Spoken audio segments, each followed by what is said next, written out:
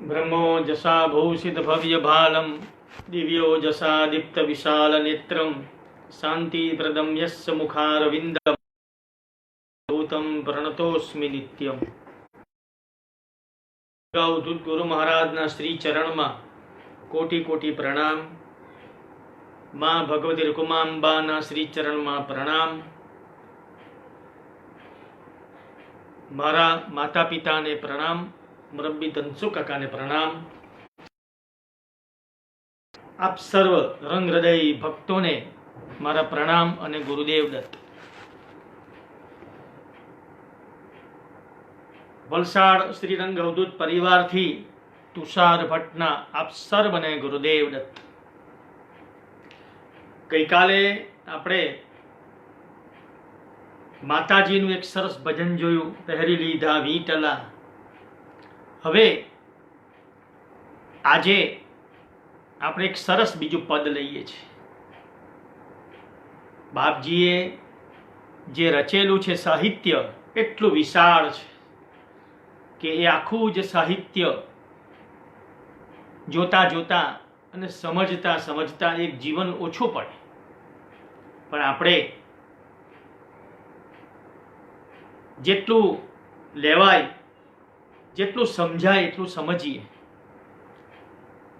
અને એટલું જાણીએ એ આત્મકલ્યાણની વાત છે। તો આજે આપણે સહુ અત્યારે એક જે ભજન સમજવાના છે, કારણ કે હું પણ સમજુ જ છું, આ પણ સમજો જ છું। આપણે બધા ભેગા થઈને કંઈક બાપજીનું સાહિત્ય સમજવાનો પ્રયત્ન કરીએ છીએ, બીજું કશું નથી। એ ભજન બાપજી જ્યારે નર્મદા પાર કરતા હતા નૌકામાં બેસીને ત્યારે એ રચાયું છે। તમને ખ્યાલ તો આવી જ ગયો હશે કે નર્મદામાં બાપજી નૌકામાં બેઠા છે, બીજા બધા સાધુ સંતો છે, કેટલાક આપણા જેવા સંસારી જન છે, બધા બેસીને જતા હતા। ત્યારે નૌકા હલવા લાગી દરિયામાં, એકદમ થોડુંક તોફાન જેવું આવ્યું મધ દરિયે, અને ત્યારે બધા ભક્તો ગભરાયા। બધા જ સંતો મહંતો હતા, બીજા જે સાધુ હતા તે પણ થોડા ડરી ગયા, પણ બાપજી સ્થિત પ્રજ્ઞ થઈને બેઠા છે, એમને કશો ડર નથી। કોઈકે કહ્યું કે મહારાજ આપણને ડર નથી લાગતો, ત્યારે બાપજી એક સરસ વાત કરી। આ વાત મને મુરબ્બી ધનસુ કાકાએ કહેલી કે બાપજી કહે છે કે ડૂબ કે ક્યાં ગવાના है और पार जाके क्या करना है। ડૂબીને ગુમાને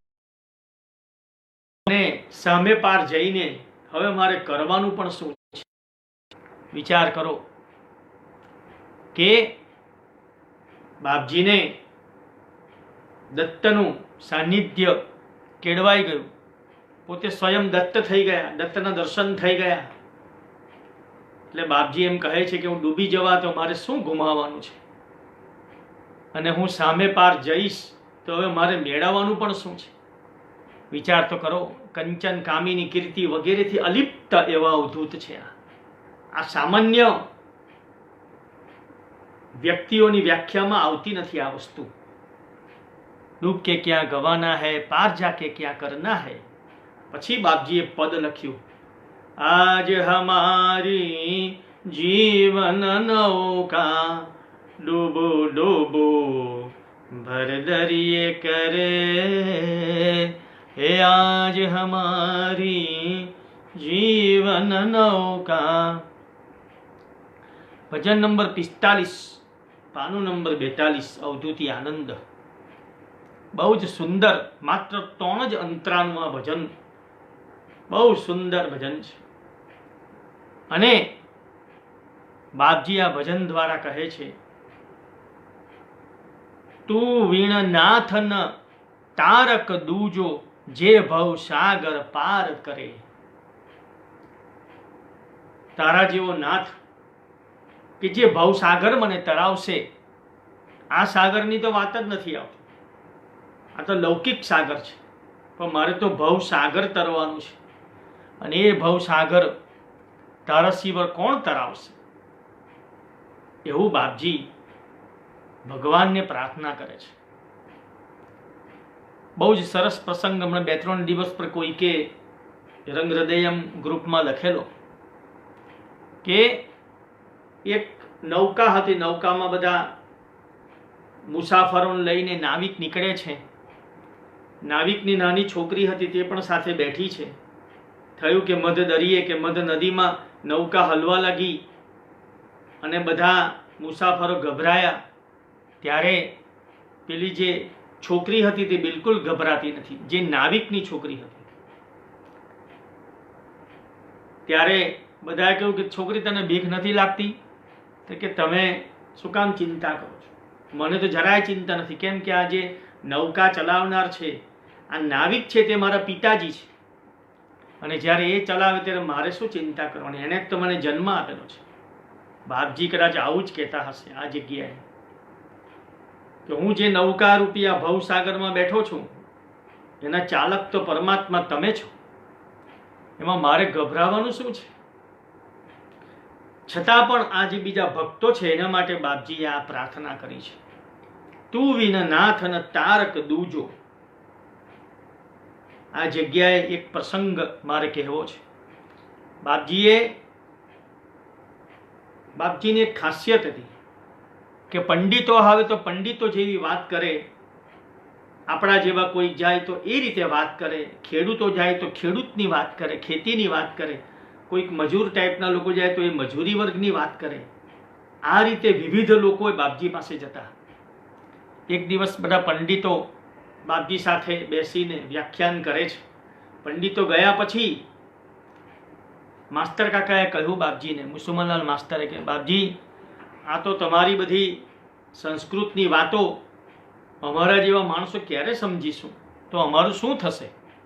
ત્યારે બાપજીએ કહ્યું, માસ્તર, અંત સમયે આ લીમડાની, નારેશ્વરના લીમડાની એક દાઢી જો તમને યાદ આવશે તો પણ તમે તરી જશો. આવું છે. એટલે આપણે કશું ગભરાવાનું નહીં. આપણે મધ દરિયે મેં અત્યારે આપણે ચાલીએ છીએ. અત્યારે તો વિશ્વ મહામારીમાંથી પસાર થઈ રહ્યું છે, ત્યારે બધા ચિંતા છે, ફિકર છે, કોઈકને કંઈક છે, પણ આપણો આધાર ભગવાન રંગ અવધૂત છે. એટલે આપણે કશી એવી ડરવાની જરૂર નથી. આપણે એના ચરણ પકડીને રહેવાનું છે. તું વિના નાથ ન તારક દૂજો. એક વખત બાપજીની હયાતીમાં નારેશ્વરમાં ઉત્સવ હતો. જોજો બાપજીનું સાહિત્યનો કેવો પ્રભાવ છે. તે ઉત્સવમાં સામેના ગામ વેડુ ગામના નજીકથી એક બેન, એક બાઈ પોતાના નાના છોકરાને લઈને ત્યાં ઉત્સવમાં આવે છે. બહુ ગરીબ બાઈ હતી. નૌકામાં આવવા જવાના પૈસા હતા, બાકીનું કંઈ હતું નહીં. ઉત્સવમાં આવ્યા, બાપજીના દર્શન કર્યા, અને ત્યાર પછી પેલા મહાપ્રસાદ લીધો. પાસે પૈસા બહુ ઓછા, જવાના મુસાફરીના પૈસા 2 જણના હતા. પેલા છોકરાએ જોયું તો ત્યાં સ્ટોલ લાગેલો હતો. ત્યાં બધા બાપજીના તે વખતે જે સાહિત્યો છપાયા એ સાહિત્ય ત્યાં વેચાણમાં હતા. એક દત્તબાવની નાની અમથી છપાઈને મૂકેલી. હવે પેલા છોકરાએ હટ પકડી કે મારે કંઈક લેવું છે. ત્યારે એના મમ્મીએ કહ્યું કે આપણી પાસે પૈસા બહુ ઓછા છે, કે ના, મારે કંઈ લેવું છે, મને કંઈ આપો. અને એ પૈસા લઈને સ્ટોલ પર જાય છે. માં જે છે એક જગ્યાએ બેઠી છે, ખૂબ બધું માણસો છે ત્યાં. પેલો છોકરો દત્તબાવની ખરીદી કરે છે. પૈસા થોડા ઓછા હતા, દત્તબાવનીમાં પૈસા બધા પૂરા થઈ ગયા, એટલે એને ડર લાગ્યો કે મારા મમ્મી ખીજવાશે. એમ કરીને છોકરો ત્યાંથી ભાગી ગયો. હવે આ બાજુ માતા જે છે છોકરાને શોધે છે, છોકરો મળતો નથી, ચિંતા કરે છે. બાપજી પાસે વાત ગઈ, બાપજી કે ચિંતા ના કરો, એ ઘરે પહોંચી ગયો છે. ત્યારે પેલા માતુશ્રી હતા તે નૌકામાં બેસીને પોતાના ગામ ગયા. સામે છોકરાને જઈને પૂછ્યું કે તું કેવી રીતે આવ્યો, તારી પાસે તો પૈસા હતા નહીં, તો ત્યાં દત્તબાવની લીધી, પછી પૈસા નૌકાના ક્યાંથી લાવ્યો? કે મારી પાસે તો પૈસા હતા નહીં, નૌકામાં એમને એમ કોઈ બેસાડે નહીં, ને દત્તબાવની મારી પાસે હતી. હવે થયું કે દત્તબાવની લઈને હું નદીના પટમાં ઉતરો અને સામે પાર કેવી રીતે જવું? પણ એમ કે ગજવામાં દત્તબાવની મૂકી તો દત્તબાવની પલળી જાય, એટલે દત્તબાવની પકડીને આમ ઊંચી કરી, હાથ ઊંચો રાખ્યો અને સડસડાટ નદીમાંથી તરતા તરતા આ બાજુ આવી ગયો અને દત્તબાવની બચી ગઈ મારી, અને દત્તબાવણીને પલળી નહીં. આ પ્રસંગ શું કહેવા માંગે કે દત્તબાવની જે છે તે આપણને ભવસાગર તરવા માટે પર્યાપ્ત છે. આજ હમારી જીવન નૌકા ડૂબુ ડૂબુ ભર દરિયે કરે. અંતરામાં બાપજી શું કહે છે? વાદળથી નભઘોર છવાયું કડડ કડડ શબ્દ કરે, વાટ અંધારે લેસ ન સૂઝે, તું વીણ નાથ કો ભીતિ હરે.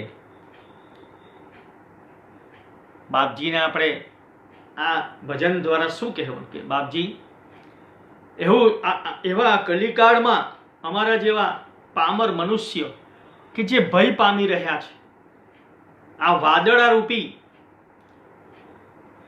ઘનઘોર છવાયું છે, જે આફતો રૂપીના વાદળા છે, અને એવા ઉત્પાતો થઈ રહ્યા છે, કડડ કડડ શબ્દ કરે. અમારા જેવા ભક્તો ભયભીત થાય છે, અને વાટ અંધારે લેસ ન સૂઝે. અત્યારે આપણે જોઈએ તો દરેક સંસારી માણસોને કંઈક ને કંઈક મુશ્કેલીઓનો સામનો કરતો રહે. કોઈ મનથી દુખી, કોઈ ધનથી દુખી, કોઈ તનથી દુખી, કંઈક ને કંઈક ચાલતું રહે છે. ત્યારે આપણા જેવા ભક્તો બાપજીને પ્રાર્થના કરીએ, પણ બાપજી શું કહે છે? વાટ અંધારે લેસ ન સૂઝે, તું વીણ નાથ કો ભીતિ હરે. ભીતિ એટલે ભય. આપણે શું કામ ભય પામવો? આપણે બાપજીને કહેવાનું કે અમે ભય પામીએ તો તમારી પાસે જ આવીશું, અમે તમને છોડવાના નથી. અત્યારે આ સમયમાં જે ઘનઘોર વાદળાઓ રૂપી આફતો આવી છે, વીજળીઓના કડાકા ભડાકા જીવનમાં થઈ રહ્યા છે, હા, ઘનઘોર અંધારું છે, નિરાશાઓ રૂપી. માણસ બહુ સ્ટ્રેસમાં રહે છે અત્યારે, વધારે પડતો સ્ટ્રેસમાં. કેમ કે આધુનિકતાની દોટને કારણે માણસ સ્ટ્રેસમાં આવી ગયો છે. આધ્યાત્મિકતાથી થોડો વિમુખ થઈને આધુનિકતા તરફ જે વળે છે એ સ્ટ્રેસમાં છે. ગુણવંત શાહે નિરખ ને ગગન પુસ્તકમાં લખેલું છે કે લોકો, મુંબઈ તમે જોયું હશે, મુંબઈમાં કેવું હોય છે, મરીન લાઇન્સમાં આખી પાળ છે. ઠેઠ હોટેલ તાજથી તમે નીકળો તો ઠેઠ મરીન લાઇન્સ સુધી એની પાળો હોય છે, દરિયા પર બાંધવામાં આવેલી. મરીન લાઇન્સની પાળ પર સાંજે અસંખ્ય માણસો બેઠા હોય છે, અને શું કરે છે? તો એ પાળ પર બેસીને આ મુંબઈ ગમી જોયા કરે છે. એમનું મોઢું કે બાજુ હોય? શહેર ગમી, પાછળ દરિયો છે. એમનું કહેવું છે કે કોઈનું મોઢું દરિયા ગમી નથી, બધા મુંબઈ ગમી જોઈને બેઠા છે, પણ દરિયા ગમી જોતા નથી. આ મુંબઈનો જે ભાગ છે તે શું છે? એ ભૌતિકતા છે. અને દરિયો એ શું છે? દરિયો એ વિશાળતા છે, આધ્યાત્મિકતા છે. બધાનું મોઢું શહેર ગમી છે એટલે બધા સ્ટ્રેસમાં છે, અને દરિયાની જે મોજ છે, દરિયા જેવી જે વિશાળતા છે એ જોવાની, એની જે કુદરતની જે લહેર છે એ જોવાની કોઈની પાસે ફુરસદ નથી, એટલે માણસ હેરાન થાય છે. આ ભીતિ કેમ છે? માણસ કેમ ડરે છે? એનું કારણ છે કે માણસ આ બધીથી વસ્તુથી થોડો નિરાશ થઈ રહ્યો છે. પણ જે માણસ આધ્યાત્મિક હશે, જે સદગુરુને ભક્તિ કરનારો હશે, જે ભગવત ભક્તિ કરનારો હશે, એને કડીકાળમાં ભીતિ ઓછી રહેશે, ક્યાં તો ભીતિ નીકળી જશે, કોઈ જાતનો ડર રહેશે નહીં. ને આપણે ડરવાની કશી જરૂર નથી. આપણા બાપજી શ્રી કૃષ્ણ જે છે, પહેલા જ પ્રવચનમાં મેં કહેલું, ને તમે તો જાણતા હશો જ, આ તો મેં મારી રીતે કહેલું. બાપજી દ્વારકાધીશ જ છે. એક સરસ પ્રસંગ આજે વાંચવામાં આવ્યો કે બાપજી દ્વારિકા ગયા. દ્વારિકા, બેટ દ્વારકા, શ્રી કૃષ્ણના જગત મંદિરમાં દર્શન કરવા ગયા. દ્વારિકાધીશના દર્શન કરતી વખતે એમની સાથે સેવકોમાં આપણા વડીલ અને કીર્તન કેસરી એવા મુરબ્બી વિઠ્ઠલ કાકા પણ હતા. વિઠ્ઠલ કાકા સાથે હતા. તો એમણે વિચાર્યું કે બાપજી ભગવાનને પુષ્પ અને તુલસી ને બધું ચડાવશે,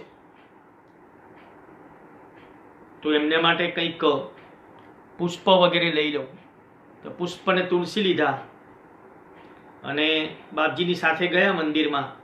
બાપજીએ ફૂલ અને તુલસી, ફૂલ વગેરે જે છે તે લીધા અને આ રીતે આમ પકડ્યા અને દ્વારકાધીશ ગમી, જોયું, કંઈ બોલ્યા હશે, અને પછી એ જે પુષ્પ અને તુલસી હતા તે પોતાના મસ્તક પર મૂક્યા અને વિઠ્ઠલ કાકાને આપી દીધા. પછી રૂકમણીના મંદિરે ગયા, માતાના મંદિરે. ત્યાં પૂજારીએ બાપજીને ચંદન ચડાવવા માટે આપ્યું. બાપજીએ ચંદન થોડુંક ચડાવી, થોડુંક ચંદન પોતાના મસ્તકે લગાડીને એ ચંદન પણ વિઠ્ઠલભાઈને આપી દીધું. વિઠ્ઠલભાઈ પાસે આજે પણ ચંદન, ફૂલ, તુલસીનું એ ડબ્બીમાં એમણે રાખ્યું છે પૂજામાં, આજે પણ. પછી એમણે કહ્યું કે મને બહુ વખત પછી ખબર પડી કે બાપજીએ પુષ્પ પોતાના મસ્તકે ચડાવી, એને આંખે લગાડીને સૂંઘાવ્યા પણ હતા, અને સૂંઘાવીને મને શા માટે આપી દીધા?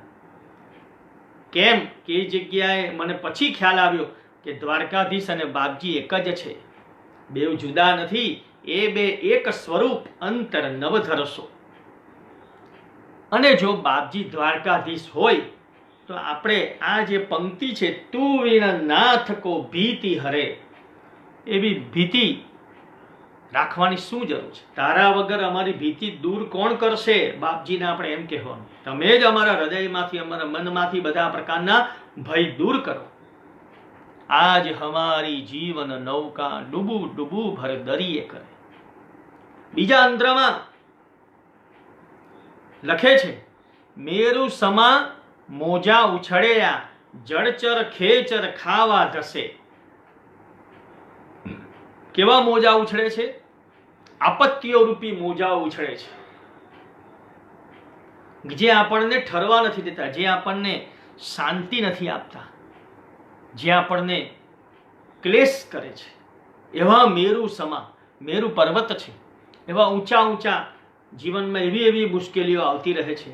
મેરુ સમા મોજા ઉછળ્યા, જળચર ખેચર ખાવા ધસે.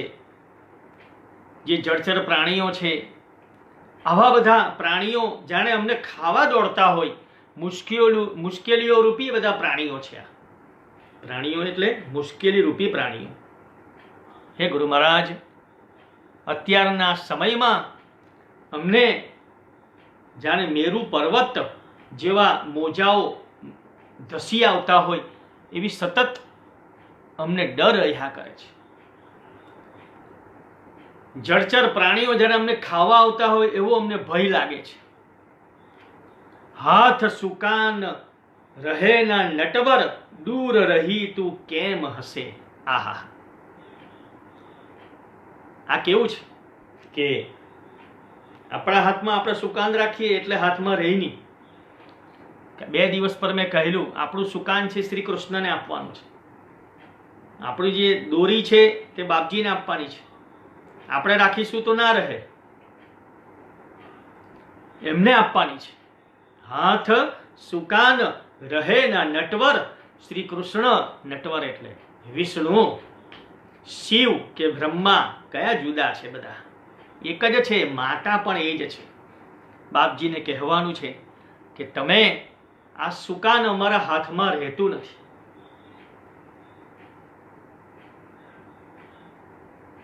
બહુ સરસ પ્રસંગ મને યાદ આવે છે.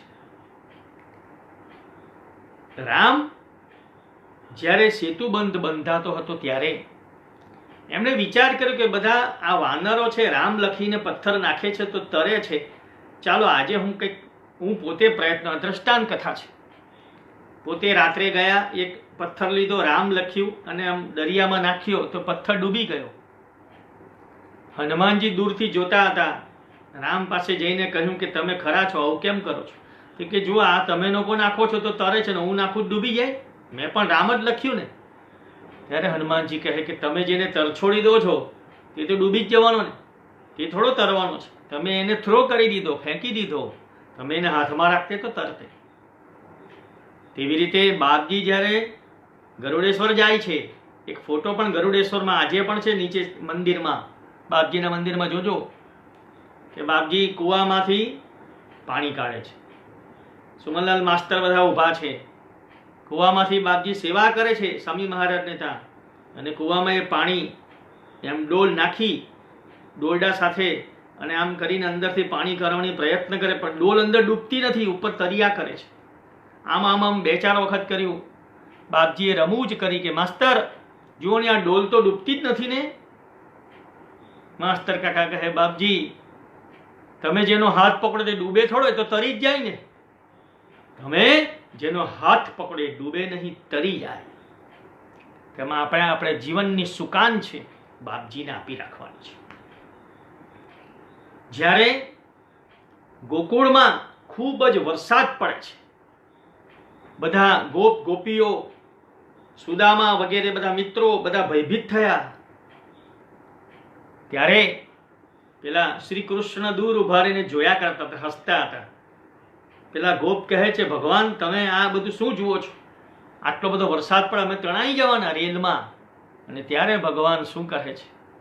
અણીના સમયે ભગવાન આવે છે અને પેલો જે પર્વત છે એ પર્વત ઊંચકે છે, ગોવર્ધન, અને તકલી આંગળી ઊંચકી રાખે, બધા જ અંદર સમાઈ જાય અને બધા સુરક્ષિત રહે છે. હાથ સુકાન રહે ના નટવર, દૂર રહી તું કેમ હસે. ઘણી વખત છે તે આપણે આપણું મન એવું રાખીએ કે આપણને ખ્યાલ નથી આવતો. પણ એક સરસ પ્રસંગ આજે વાંચવામાં આવ્યો છે ને, પ્રસંગ બહુ જ સરસ છે.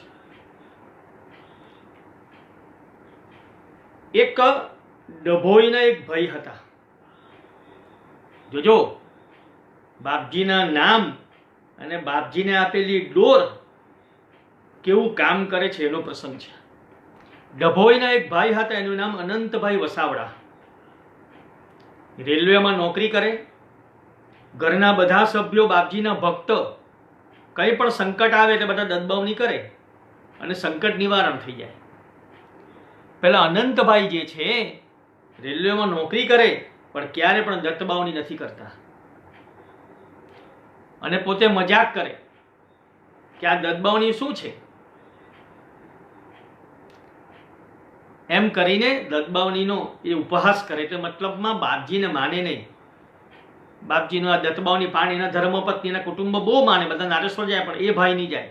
ડભોઈથી એ જ્યારે રેલવેમાં નીકળે, કદાચ માલોદ સ્ટેશનથી પસાર થાય તો પણ ના જાય. ઘરના સભ્યોને આ વસ્તુ ગમે નહીં. થયું એવું કે એક દિવસ આનંદભાઈની ડ્યુટી મિયાગામ કરજણમાં હતી, અને મિયાગામથી લાઈન કઈ આવે છે? મોટી કોરલ આવે. ત્યારે શું લીલા થાય છે? ચોરંદાના સ્ટેશને ટ્રેન થોભે છે. ત્યારે આ ભાઈ છે આનંદભાઈ, તે પોતે ગાર્ડ હતા, એટલે પેલા એન્જિનનો ડ્રાઈવર છે એનો મિત્ર હતો. એની સાથે વાતો કરી. વાત અધૂરી રહી અને વિસલ મારતા ગાડી સ્ટાર્ટ થઈ એટલે ડ્રાઈવરે કહ્યું કે બાબુજી યહાં આ જાઓ. કોણ? અનંતભાઈને કહ્યું. ભાઈ એન્જિનમાં ચડી ગયા, પોતે ડ્રાઇવિંગ કરવાની ઈચ્છા કરવા લાગ્યા. એને ડ્યુટી પર જવાનું હતું, મિયાગામ કરજણ, એટલે ચોરંદા સ્ટેશનથી ચડી ગયા. અને પછી પેલા ભાઈને, ડ્રાઈવર જેનો મિત્ર હતો, એને કહે કે મને ગાડી ચલાવવા આપો, સ્ટિયરિંગ મને આપો. જોજો, હાથ સુકાન રહે ના નટવર. પેલા મિત્રે ના પાડી કે તારું ગાડી ચલાવવાનું કામ નથી, પણ છતાં એમણે તો ગાડી હાથમાં લીધી, મિત્રનું માન્યું નહીં અને ગાડીને ફૂલ સ્પીડ પર મૂકી દીધી. થયું આવ્યું કે 4-5 કિલોમીટર સુધી વળાંક વગરનો રસ્તો, એટલે અકસ્માતનો ભય રહ્યો નહીં. પછી થયું આગળ થોડુંક ગયા ત્યારે દૂર દૂર પાટા પર એક માણસ સૂતેલો હતો. એ માણસને સૂતેલા જોયા એટલે પેલા અનંતભાઈ ગભરાયા. એને થયું કે આટલી સ્પીડમાં ગાડી ચાલે છે, હવે બ્રેક કેવી રીતે મારું? એટલે તરત જ એમણે એના મિત્રને કહ્યું કે તું બ્રેક માર, આ પેલો માણસ આત્મહત્યા કરવા માટે સૂતો છે. હવે અનંતભાઈને તો ફાવે નહીં, એ તો શોખ ખાતર ગાડી ચલાવે.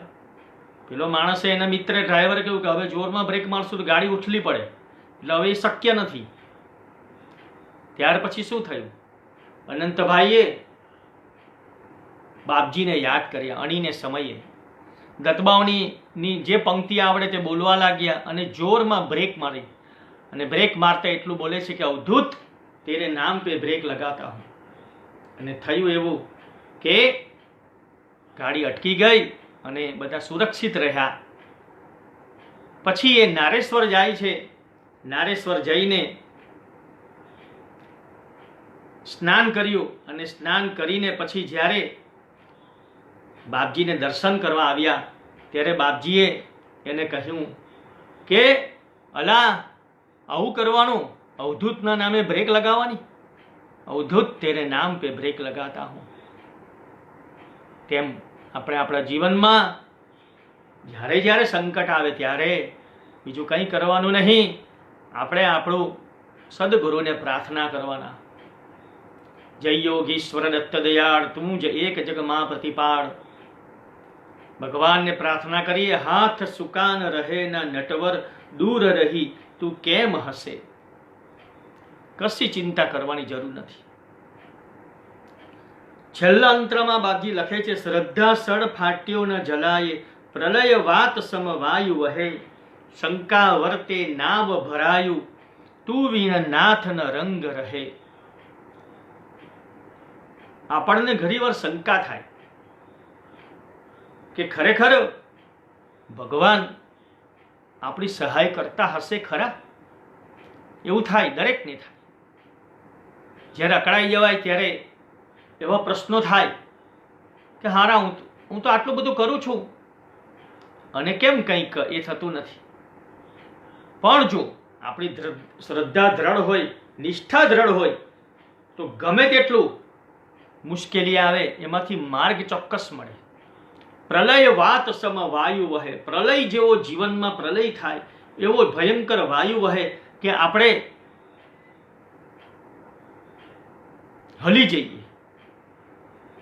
શંકા વર્તે નાવ ભરાય. આપણને શંકા થાય કે ભગવાન આપણી સાથે છે કે નથી. પણ કશી શંકા નથી કરવાની. જે ગુરુ ભક્ત છે એની સાથે સ્વયં પરમાત્મા સદૈવ હોય છે, પણ એ અનુભવ થતો નથી. ભગવાન બધું જ જાણે છે અને સમયે આવીને ઊભા પણ રહે છે, પણ આપણને ખ્યાલ નથી આવતો. આપણી શ્રદ્ધા દ્રઢ હોય તો વાંધો ના આવે. આપણા પરિવારના એવા પ્રખર વક્તા મુરબ્બી નટવરલાલ શાસ્ત્રી ગુરુલીલામૃતની ખૂબ સુંદર એ કથા કરતા, વલસાડમાં પણ કરેલી, અમે એમને સાંભળેલા.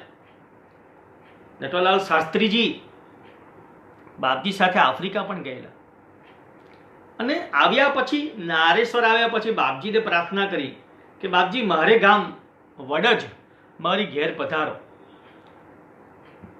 ત્યારે બાપજી કહ્યું કે હું જરૂરથી આવીશ. આ બાજુ નટવરલાલ શાસ્ત્રી સંકલ્પ લીધો, જ્યાં સુધી બાપજી આવશે નહીં ત્યાં સુધીનું હું ભોજન કરીશ નહીં. માત્ર લિક્વિડ પર રહીને એમણે ઉપવાસ ચાલુ કર્યા.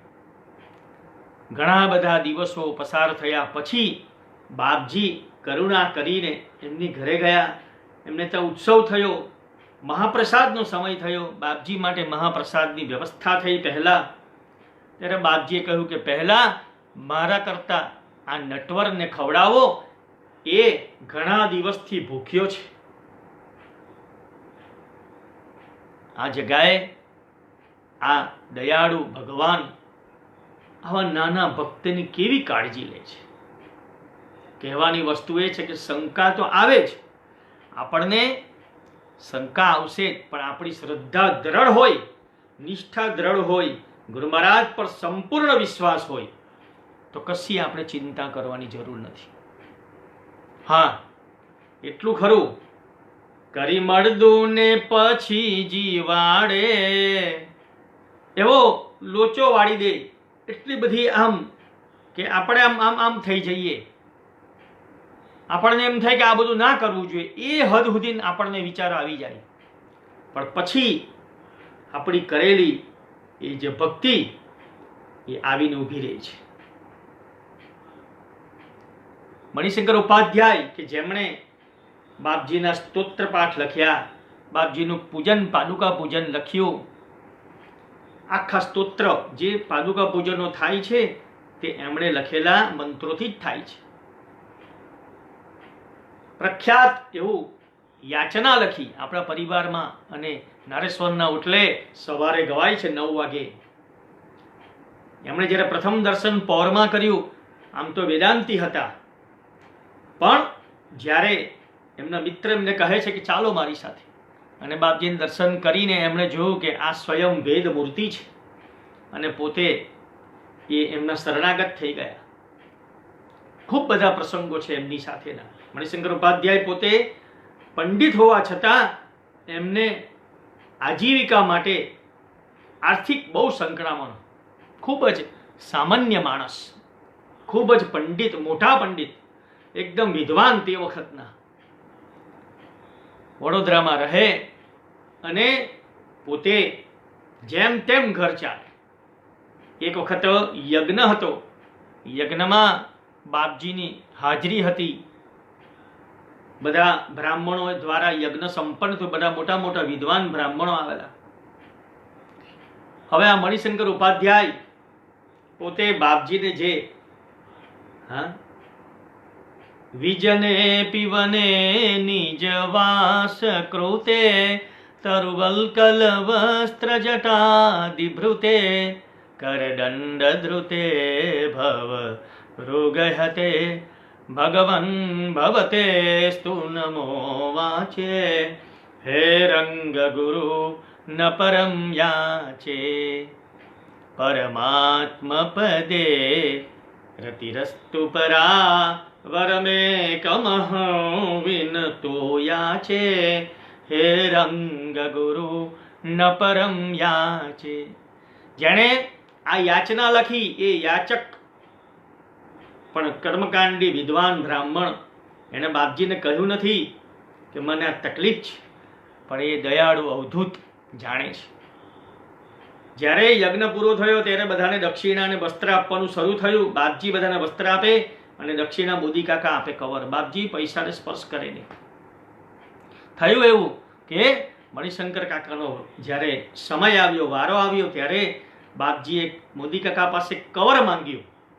વિચાર તો કરો, જે પૈસાને સ્પર્શ ન કરે એ ભગવાન કેવા કરુણા સભર છે. એ કવર માંગ્યું અને કવર મણિશંકર કાકાને આપ્યું. અને કહેવાની જરૂર નથી કે એમણે આખું જીવન એ જે પૈસા હતા એ કવર રાખી મૂક્યું. જ્યારે પૈસાની જરૂર પડે એમાંથી કાઢે અને આવે એટલે એમાં મૂકે. આખું જીવન એમણે એમાંથી પૈસા લીધા અને મૂક્યા, ક્યારે પણ પૈસાની તકલીફ રહી નહીં, અને પોતે સુખરૂપ જીવી શક્યા. આ દયાળુ અવધૂત છે. એટલે જ્યારે આપણને આ છેલ્લા અંતરમાં આપણને આપણી શ્રદ્ધા ઘટે, શંકા જાય, ત્યારે આપણે ભગવાનને કહું, તું વીણ નાથન રંગ રહે. હે ભગવાન, તારા સિવાય આ ભવસાગરમાં મને બચાવનાર કોણ છે? આપણે શ્રદ્ધા વિશે કંઈક વાત કરીએ. બાપજીએ લખેલી વાત છે, ઈશ્વર અને સદગુરુમાં અનન્ય શ્રદ્ધા રાખવી અત્યંત જરૂરી છે. કારણ કે આ સારું કે પેલું સારું એવી સંશયાત્મક ચિત્તવૃત્તિવાળો મનુષ્ય કોઈ પણ માર્ગ આગળ વધી શકતો નથી. એટલે શ્રદ્ધા અચૂક રાખવી. ધર્મ માર્ગમાં શ્રદ્ધા મુખ્ય વસ્તુ છે. બુદ્ધિવાન નહીં પણ શ્રદ્ધાવાન અને જ્ઞાન પ્રાપ્ત કરી આત્યંતિક સુખ મેળવી શકે છે. બધી ઈશ્વરની લીલા છે, આપણે કેવળ નિમિત્ત છીએ એવી દ્રઢ માત્ર મોઢાની નહીં પણ શ્રદ્ધા કેળવવી જોઈએ. ભગવાનની લીલા છે એ રીતે નહીં પણ શ્રદ્ધાપૂર્વક કહેવું. પરમાત્માની ગતિ ન્યારી છે. ઘણીવાર અમુક કૃત્ય કેમ થાય એનું રહસ્ય આપણને તુરંત નથી સમજાતું, પણ દરેક કૃત્યમાં એનો ઊંડો હેતુ હોય છે. કદાચ એવું બને અત્યારે આપણને જે જોઈએ છે તે ના પણ મળે, પણ બાપજીએ એવું વિચાર્યું હશે કે આને કંઈક મારે બીજું કરવાનું છે. તાત્કાલિક જે વસ્તુ નથી મળતી તેમાં સમજવાનું કે આપણું કંઈ કલ્યાણ નથી, એટલા માટે આપણને ના પણ મળે. અને ઘણા વખત પછી એ ખ્યાલ આવે કે ઓ તે વખતે આ થતે તો ખરેખર હું દુઃખી થતે. સાચે જ જેને પ્રભુ રાખે છે એને કોઈ ચાખનાર નથી, અને પામર પ્રાણી પ્રભુને ભૂલીને શૈતાનની સહાય શોધે અને અંતે દુઃખી થાય છે. એટલે હંમેશા ભગવાન જે કરે છે તે યોગ્ય કરે છે. એક બે દોહરા છે. શ્રદ્ધા વીણ ફળ ના મળે, હોય શ્રદ્ધા નિશ્ચળ, તો જ કૃપાળુ દેવ એ કરે કૃપા સત્વર. કાચા ઘટમાં ના ટકે પાણી જેમ સુજાણ, તેમ ભક્તિ શ્રદ્ધા વિના કાચો રંગ પ્રમાણ. શ્રદ્ધા ભક્તિ જેહની જેવી મન નિર્મળ, તેવું ફળ પામે નકી હોય ચિત્ત નિશ્ચલ. માટે આજે આ ભજનને પૂરું કરતા માત્ર ને માત્ર એટલું જ મારે કહેવું છે કે આ ભજન આપણે ગાઈએ, આપણા જીવનમાં કંઈક મુશ્કેલીઓ આવવાની જ છે, આવતી છે, આવશે ને આવી ગઈ છે. એ અટકવાનું નથી. સંસાર છે, સંસાર એ દુઃખનો સમુદ્ર છે, પણ એમાંથી સુખના મોતી અને ખાસ તો આનંદના મોતી આપણે શોધવાના છે. ને આનંદના મોતી કેવી રીતે મળશે? તો પરમાત્માનું યજન, પૂજન, ભજન, કીર્તન, સત્સંગ, પારાયણ અને યાત્રા, ધર્મ સંપાદન કરવો. કળિયુગમાં બધું જ થવાનું છે. એક સરસ દાખલો આપીને આજનું વક્તવ્ય પૂરું કરીશ કે અસલ દળવાની ઘંટી આવતી, તમને ખબર હોય તો. એ દળવાની ઘંટીમાં વચ્ચે ઘઉં, જુવાર વગેરે નાખવામાં આવે અને પછી આમ ફેરવવામાં આવે એન્ટી ક્લોક, અને પછી દળાઈને લોટ બહાર આમ નીકળી જાય. એવી અસલ ઘંટી આવતી. એમાં તમે દાણા નાખો એટલે નીકળે, પણ કેટલાક દાણા હોય તે પેલી વચ્ચે જે ધરી છે એ ધરી પાસે પડી રહેલા હોય, એ પીસાતા નથી. થોડા ઘણા દાણા છેલ્લે સુધી ત્યાં જ રહે, તમારે આમ સાફ કરવું પડે. એ જે દાણા ત્યાં રહ્યા, કેમ રહ્યા? કે પેલું જે ધરી છે એને પકડી રાખી છે. એટલે એ ધરી એટલે શું?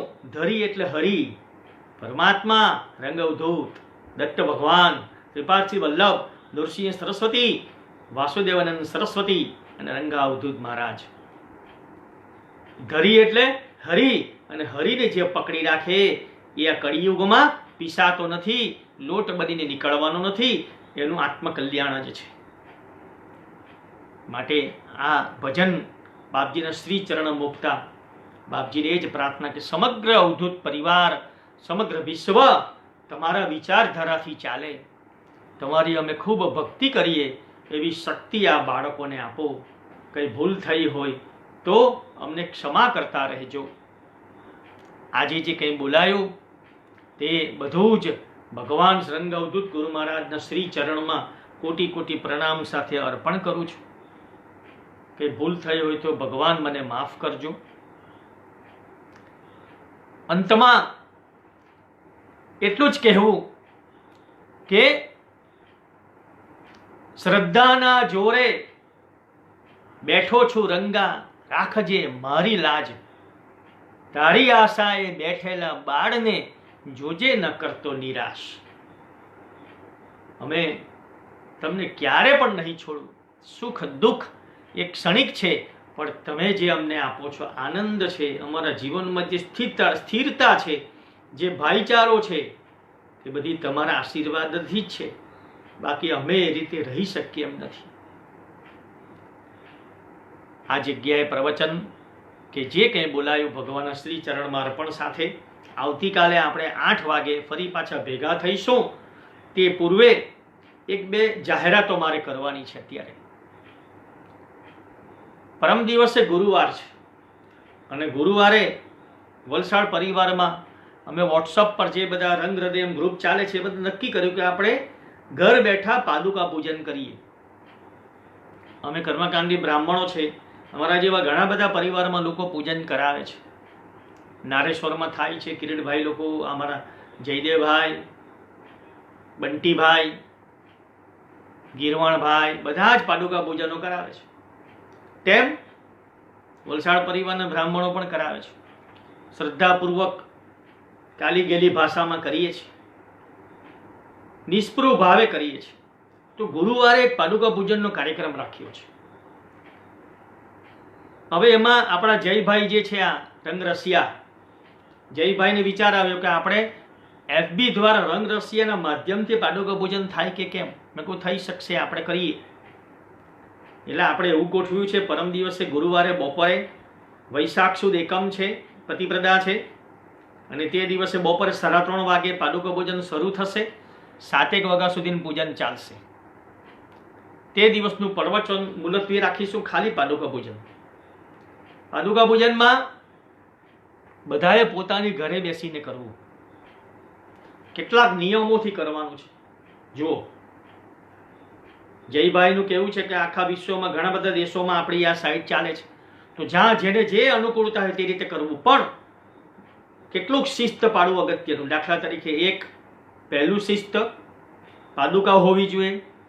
જો પાદુકા ના હોય તો દત્ત ભગવાનની મૂર્તિ ફરજિયાત. દત્ત ભગવાનની મૂર્તિને પાદુકા હોય તો બંને જ લેવું.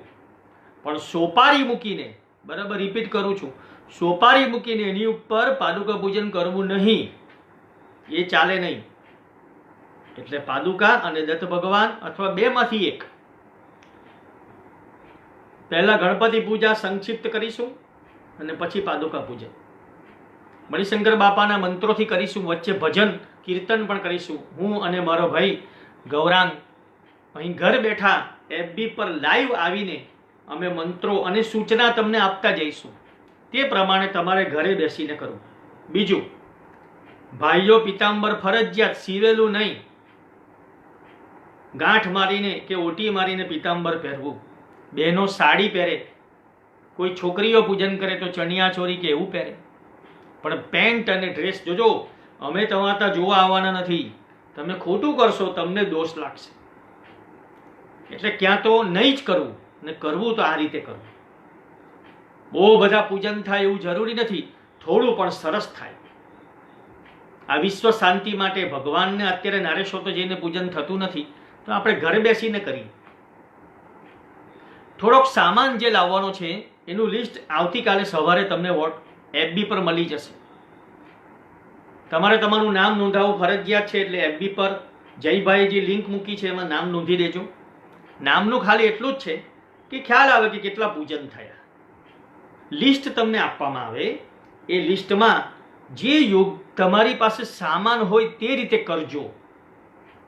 કદાચ તમને ફૂલ મળે તો ફૂલ લેવાના, હાર ના મળે તો ચિંતા નહીં કરવી. અત્યારે હાર મળવાની તકલીફ છે. તુલસી, દરોઈ, બિલ્લીપત્ર એમાંથી જે મળે તે લેવું. ના મળે તો કશો વાંધો નહીં, એકલા પુષ્પ લેવાના. ચોખા લેવાના નથી, આપણે ચોખા ચડાવતા નથી. એટલે પુષ્પ બજારમાં સવારે બજાર ખુલ્લું હોય તો લાવવું, નહીં તો આપણે તો બાગમાં થતા હોય. વસ્ત્ર પાદુકાને પહેરવું ફરજિયાત નથી. નવું વસ્ત્ર ના મળે તો ઘરે પડેલ આપણી પાસે હોય નવું વસ્ત્ર વપરાયા વગરનું તો પહેરાવી શકાય ભગવાનને. પણ ના હોય તો લાલ દોરો અને સફેદ દોરો તો હોય જ. કરિયાણાની દુકાન અત્યારે સવારે ચાલુ રહી છે, ત્યાંથી તમે લાવી શકો. બીજું, અભિષેક માટે માત્ર પાણીનો ઉપયોગ કરવાનો છે. દીવો અગરબત્તી તો સામાન્ય રીતે આપણે ત્યાં હોય જ. દત્તનામ સંકીર્તન તમારી પાસે હશે જ, એટલે અહીંથી અમે જ્યારે સંકીર્તન બોલીશું ત્યારે તમે બોલી શકશો. એટલે આપણે કેટલાક નિયમથી, અને બધા જ નિયમો નથી પડાવવાના, પણ જેટલું શક્ય છે કોઈક જગ્યાએ આપણે એમ કહીએ કે અબીલ ગુલાલ ને સિંદૂર ચડાવો, અને અબીલ ગુલાલ ના હોય તો ચિંતા નહીં કરવી, એક પુષ્પ ચડાવી દેવું, એ રીતે પૂજન કરવાનું. અભાવે શાલિગુણ સદાહા, જે વખતે જે પ્રાપ્ત છે તે પ્રમાણે કરવું. અત્યારે આ સાંપ્રત સમયને કારણે બહુ ઘાઘા થઈને પૂજન કરવું, આ તો જોઈએ જ, આ તો જોઈએ જ એવું નહીં. મિષ્ટાન તરીકે પેંડા વગેરે મળવાનું નથી, પણ અમારા રાજુભાઈ હમણાં